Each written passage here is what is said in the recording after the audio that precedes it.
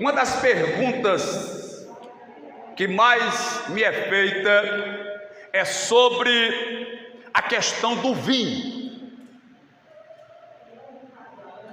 Alguém sempre pergunta se Jesus bebeu ou não bebeu vinho. Eu preciso, a princípio, lhe explicar a palavra vinho. Como naquela época não existia a palavra suco, tudo que era produzido da uva era denominado de vinho.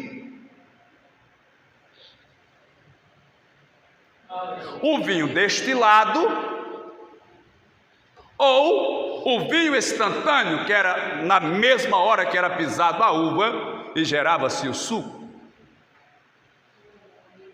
A diferença que a Bíblia faz é entre o vinho e a bebida forte, que seria o suco fermentado que iria trazer o teor alcoólico.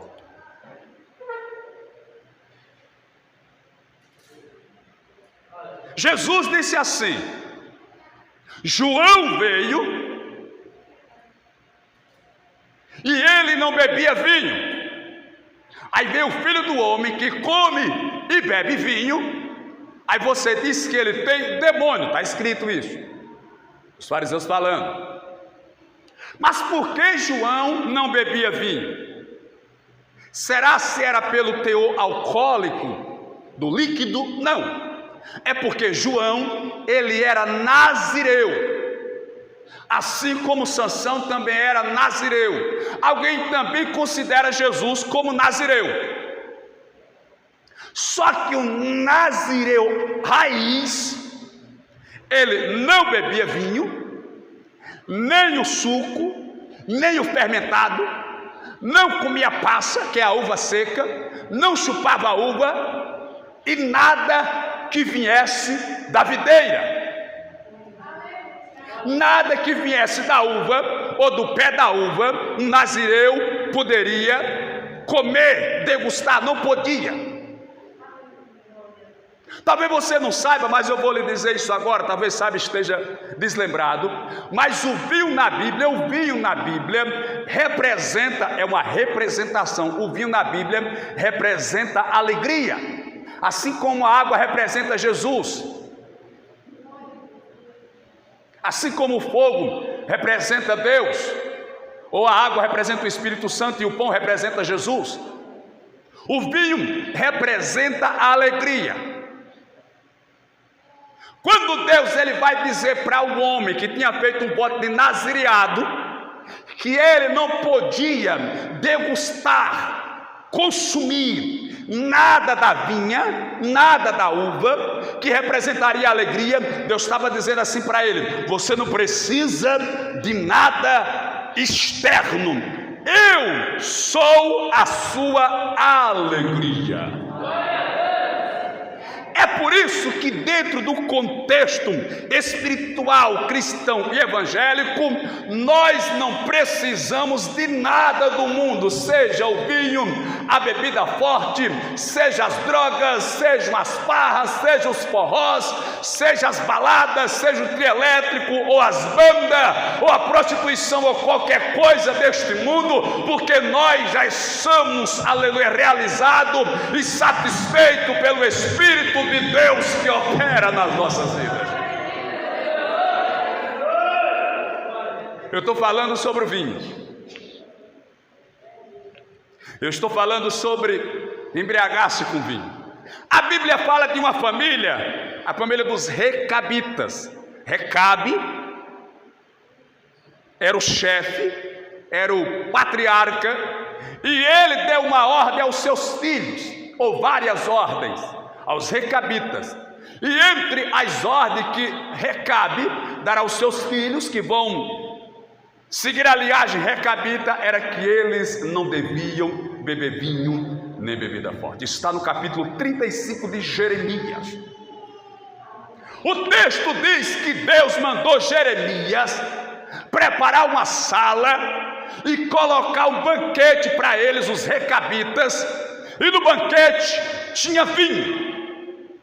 E Jeremias os autoriza a beber o vinho. Sabe qual é a resposta dos recabitas para Jeremias? Nós não podemos beber o vinho, porque os nossos pais, ou o nosso pai Recabe, ele nos instruiu, ele nos orientou e nos determinou que nós não devíamos beber vinho nem bebida forte.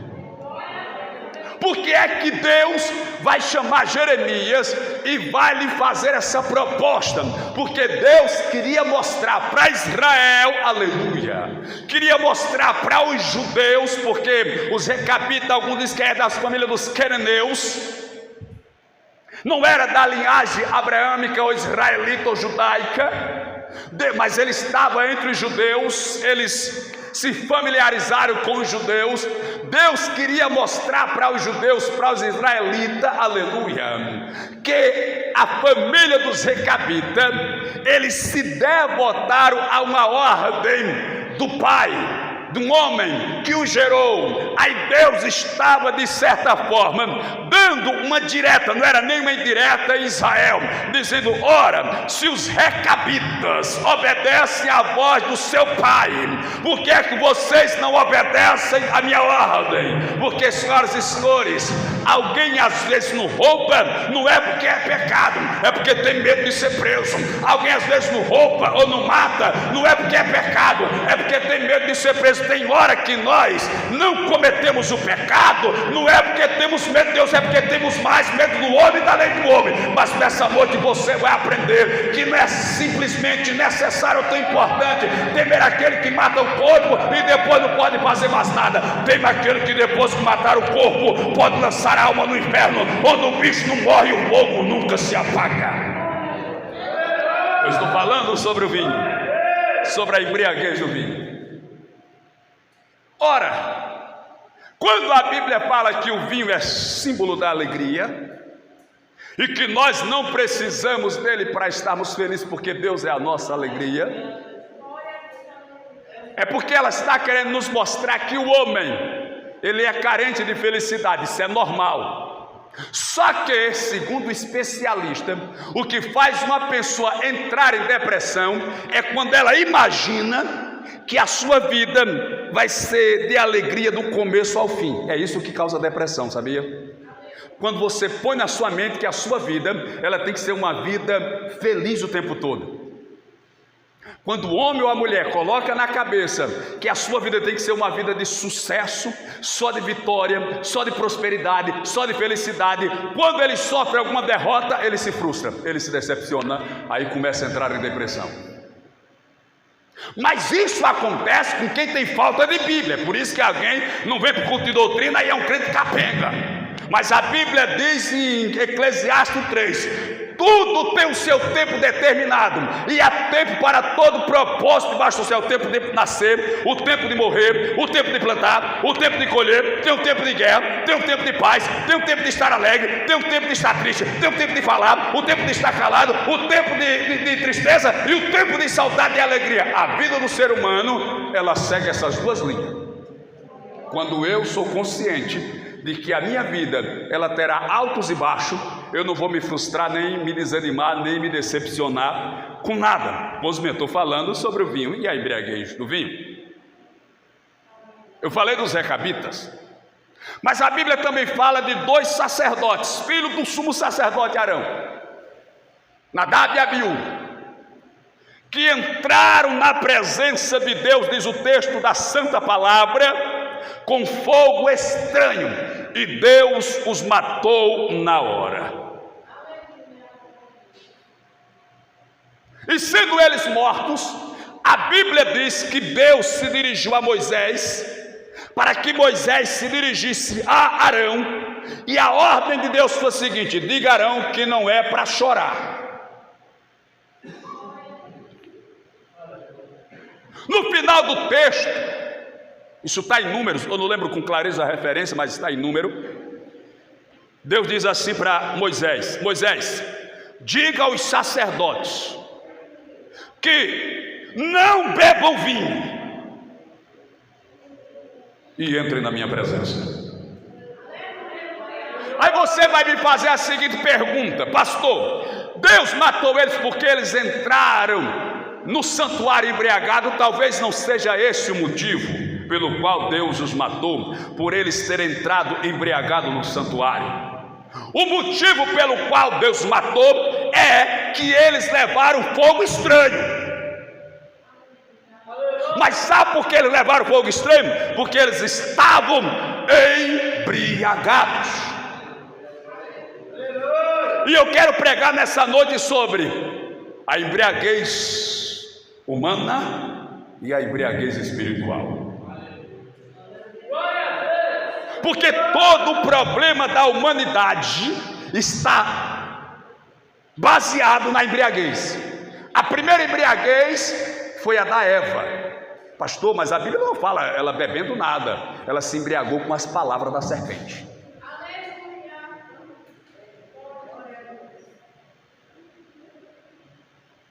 Nós precisamos ter cuidado para não sermos embriagados por aquilo que ouvimos, palavras que nos embriagam.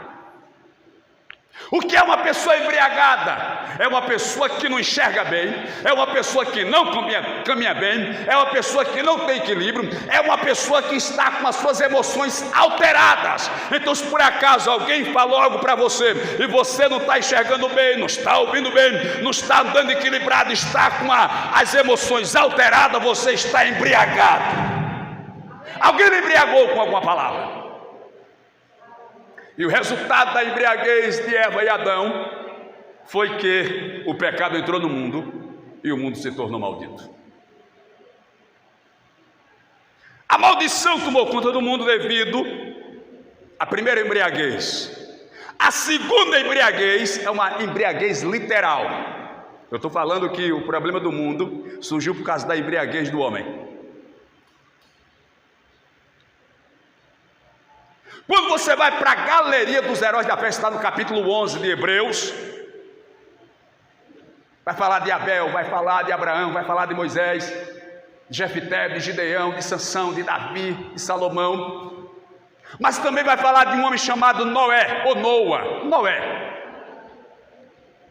Noé, pela fé, divinamente avisado por Deus, construiu uma arca, na qual se salvou ele e toda a sua família. Mas depois que Noé saiu da arca, ele plantou uma vinha. Os recabitas, eles tinham ordem para nem vinha plantar. É aquele ditado que alguém diz assim: o que eu não quero para mim, não dou para o outro.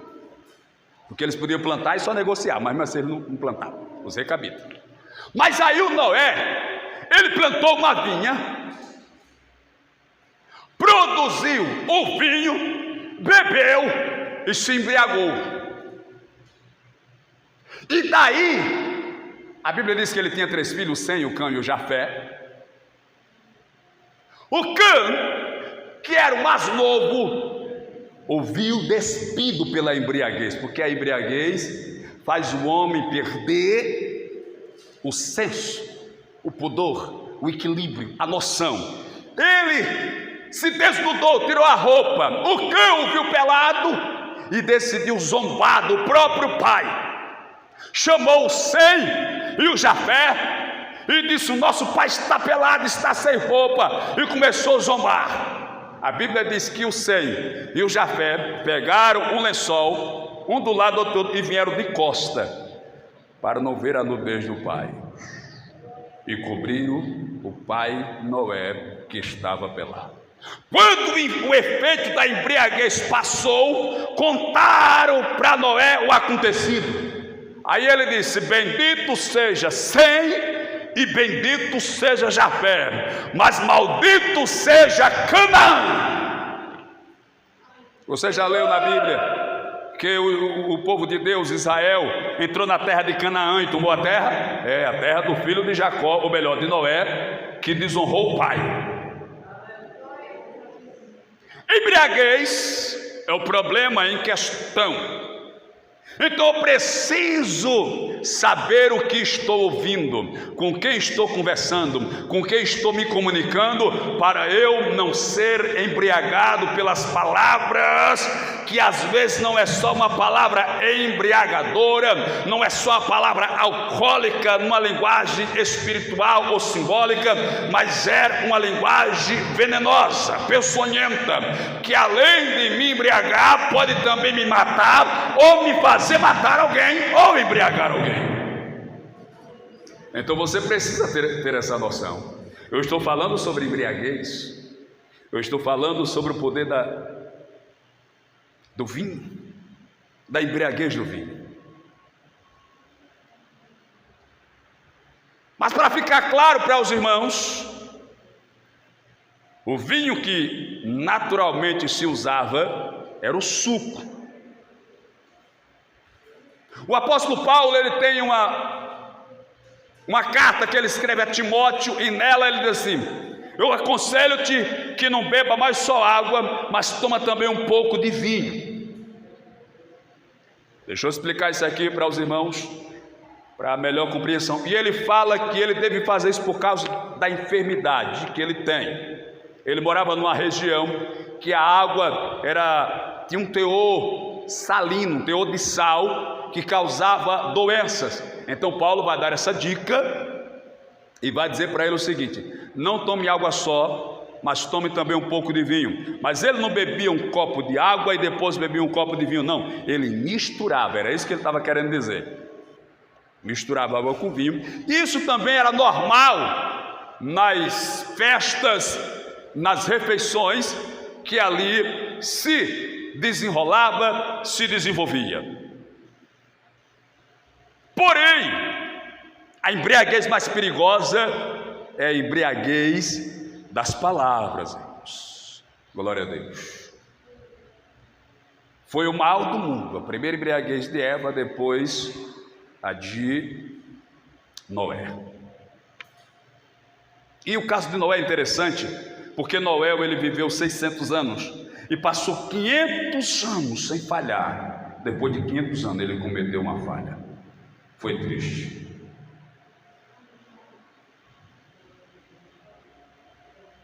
Mas o apóstolo Paulo, em Efésios 5,18, ele diz assim: não vos embriaguei com vinho em quem há contendas, mas enchei-vos do Espírito Santo. Nesta noite eu quero lhe apresentar uma embriaguez na qual Deus lhe permitirá se embriagar. É se embriagar com a presença do Espírito Santo de Deus. No texto que li, que é o capítulo 2, começa dizendo assim: cumprindo-se o dia de Pentecoste, estavam todos reunidos no mesmo lugar, quando de repente veio do céu um som, como de um vento veemente, impetuoso, e encheu toda a casa onde estavam reunidos. Foram vistas por ele línguas repartidas como que de fogo, as quais pousaram sobre cada um deles, e todos foram cheios do Espírito Santo, e começaram a falar em outras línguas, conforme o Espírito lhe concedia que falasse. Aí o povo que estava lá na festa de Pentecostes, no encerramento, povo de 17 países ou nações, ouviram aquele barulho e correram até lá para ver o que acontecia. Quando chegaram lá, viram, aleluia, nas atitudes dos discípulos, dos apóstolos, dos quase 120 que ali estavam, gesto de alguém que estava embriagado. Eles tombavam para um lado, uma hora tombavam para o outro, uma hora pulava, uma hora marchava, uma hora sorria, uma hora cantava. Aí alguém disse: essas pessoas estão bêbadas, estão embriagadas. E alguém censura: como é que alguém tem coragem de estar embriagado 9 horas da manhã? Terceira hora do dia é 9 horas da manhã. Como é que alguém vai ter coragem, aleluia, de estar embriagada tão cedo do dia?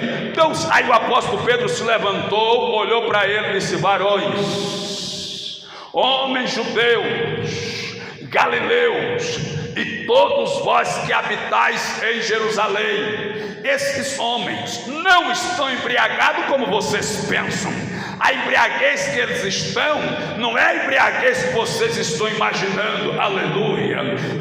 Eles podem até estar embriagados, eu até concordo que eles estão embriagados, mas não é com o mosto, não é com vinho, não é com uma bebida forte. Na verdade, esses homens estão embriagados pela presença do Espírito Santo de Deus. E a minha oração nesta noite, aleluia, é que você, meu irmão e minha irmã, seja tomado pela presença do Espírito Santo, de maneira que alguém olhe para você e diga: está embriagado, está cambaleando como um bêbado, está tomando como um bêbado, está com uma aparência de bêbado, está com uma atitude de bêbado, está andando que nem bêbado. Mas aí alguém vai chegar perto e vai dizer: mas não pense que está com uma atitude de gente de bêbado, andando como bêbado, porque tomou 51, porque tomou dreia, pitu, tomou, aleluia, cerveja. Não, está andando que nem bêbado, porque está cheio da presença do Espírito Santo de Deus. Aleluia. Ei, eu estava aqui de joelhos e pensando comigo mesmo em oração e dizendo: Deus, enquanto muitos pastores e muitos ministérios estão querendo cada dia mais se modernizar, cada dia mais, aleluia, ser moderno, ser liberal, aleluia, para se parecer mais chique, para se parecer mais importante, para se parecer mais, aleluia, desenvolvido, alguém que está na frente, alguém com uma estratégia, aleluia, mais avançada, mais inteligente. Oh meu Deus, me desculpa, Pai, talvez eu não esteja entendendo a visão deles, talvez eu esteja meio atrasado. Aí o Espírito Santo me fez lembrar de uma palavra que está lá em Apocalipse, que diz assim: tenho porém contra ti que deixaste o teu primeiro amor. Lembra-te, pois, de onde caíste, se arrepende e volta, aleluia. Deus não quer uma igreja que esteja olhando para o futuro, para a modernidade. Deus quer um povo que olhe, que volte, que olhe para trás, que veja a igreja primitiva e que se pareça, aleluia. Ei, a igreja atual está embriagada, eu posso dizer isso. São igrejas que agora são todas pintadas de preto, pega um tambor, coloca na frente, deixa as luzes a meia luz escura, aí solta o hino que parece uma balada, naquela batida de funk, e o povo começa a pular, e a gritar, e a rebolar dentro da igreja. Sabe o que é isso? É uma igreja que está embriagada. Não, pastor, é porque nós precisamos nos modernizar, precisamos olhar para frente, precisamos ter uma visão futurista, para poder atrair as almas para a igreja, para poder trazer o povo para a igreja. Não, senhor, não, senhora, a minha Bíblia manda é voltar para trás, manda é voltar para o primeiro amor, manda voltar para os tempos passados, voltar a orar, voltar a jejuar, voltar a consagrar, voltar a estudar a palavra, voltar a evangelizar, voltar a ser fiel, voltar a ser, aleluia, retrógrado, aleluia, arcaico, mas cheio da presença do Espírito de Deus. Aleluia. Ei, nada contra a tecnologia que vai nos ajudar a proclamar o Evangelho, a divulgar o Evangelho. Não, nada contra. Eu estou falando da igreja. Aleluia. Não, pastor, temos que nos modernizar, temos que entrar na moda, temos que permitir tudo, temos que deixar de tudo. É para que o povo possa vir para a igreja, é para que o povo possa se converter, aleluia, daqui um dia. Não vai saber mais quem é crente e quem não é crente, quem é de Deus e quem não é de Deus, quem serve a Deus e quem não serve. Daqui um dia não vai saber mais, mas a Bíblia diz que tem que saber, tem que ter diferença. Malaquias diz: e outra vez vereis a diferença entre o justo e o ímpio, entre o que serve a Deus e o que não serve, entre o que é crente e o que não é crente, entre o que é de Deus e o que é do mundo, entre o que é do céu e o que é de eita. Será se dá para ver a diferença de Deus na tua vida? Aleluia. Será se alguém está olhando para você e está dizendo, mesmo sem lhe conhecer, tu é crente, né? Eu logo vi. Ou estão dizendo assim, poxa, e tu é crente? Nem parece.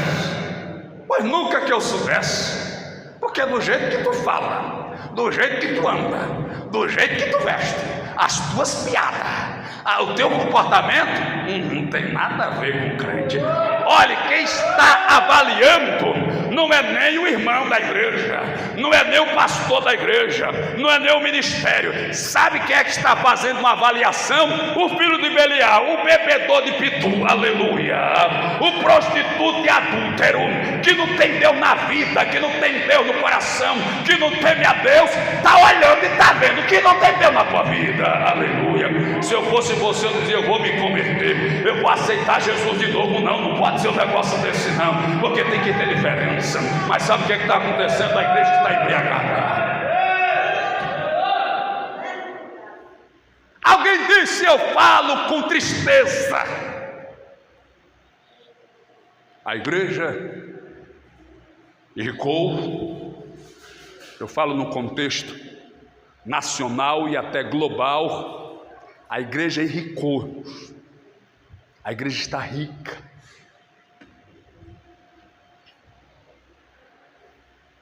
A igreja está rica.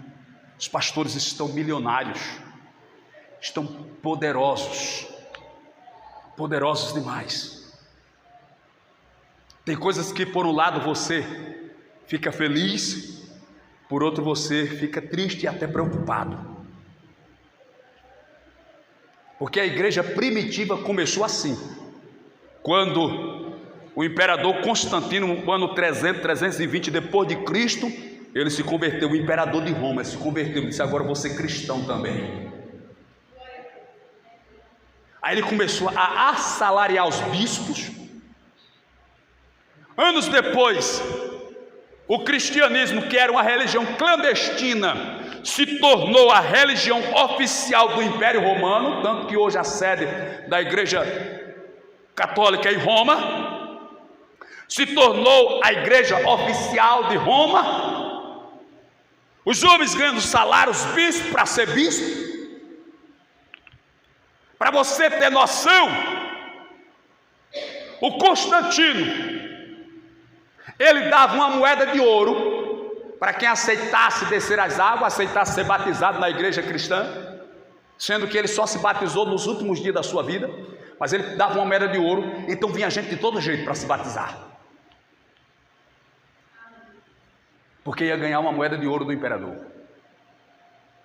Daí, senhoras e senhores, a igreja foi se acabando, se destruindo. A vaidade, todo mundo agora queria ser crente porque era a religião oficial. O imperador era crente, a esposa do imperador era crente, as filhas do imperador, o povo rico, o povo nobre era crente, todo mundo queria imitar o rei. De maneira, senhoras e senhores, que quando era por eleição para levantar um bispo, vinha um grupo de obreiros, de pessoas, para votar e eleger o bispo. Sabe o que era que o bispo fazia? Chegava na casa de cada um e dizia, se você votar em mim, eu vou lhe dar tanto de dinheiro. E é deles que dizia, se vocês votarem em mim, o salário que a igreja vai me pagar, eu vou dividir metade com vocês. A igreja se corrompeu. E hoje, senhoras e senhores, nós estamos nos preocupando. Eu falo por mim, talvez o senhor e a senhora, na sua preocupação do dia a dia, não note isso.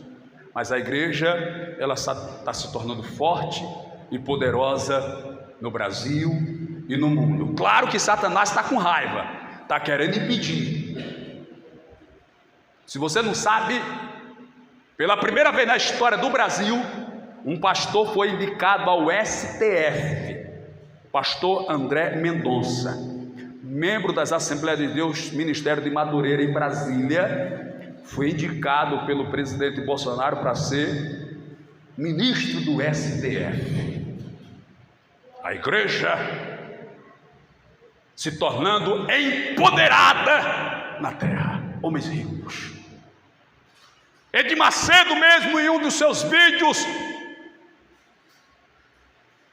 de forma irônica, ele diz: a revista, não sei se é a revista Time, é uma revista que classifica os ricos do mundo, o mais rico do mundo. Ele disse: a revista disse que eu sou o pastor mais rico do Brasil. Isso é uma calúnia. Ele falando, isso é uma mentira. Quem disse que eu sou o pastor mais rico do Brasil? Eu sou o mais rico do mundo.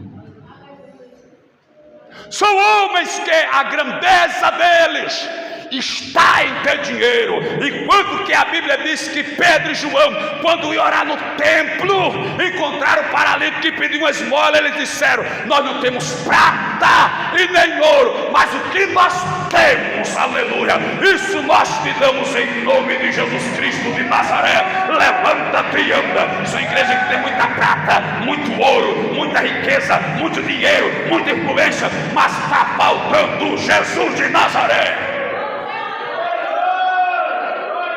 É a igreja de Laodiceia que a Bíblia fala, que dizia que estou enriquecida e de nada tenho falta. Aí Jesus Cristo fala: mas tu és uma miserável, pobre, cega e nua.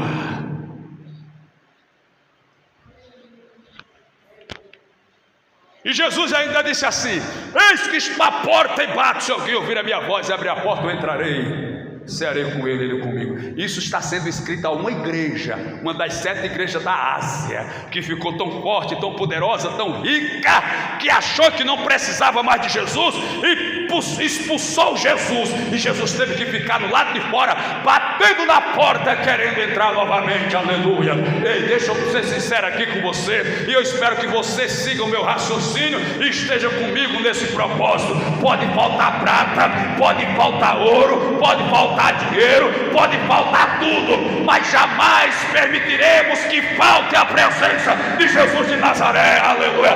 Nessa presença você pode pular, gritar, profetizar, se embriagar e ficar cheio do Espírito Santo. Aleluia. Varões, esses homens não estão embriagados, sendo esta a terceira hora do dia. Não, esses homens não estão bêbados. Esses homens estão cheios do Espírito Santo de Deus. Que Deus abençoe, fique de pé em nome do Senhor. Iremos agradecer a Deus por esse culto. Agradeço a sua presença. Quinta-feira estaremos aqui mais uma vez.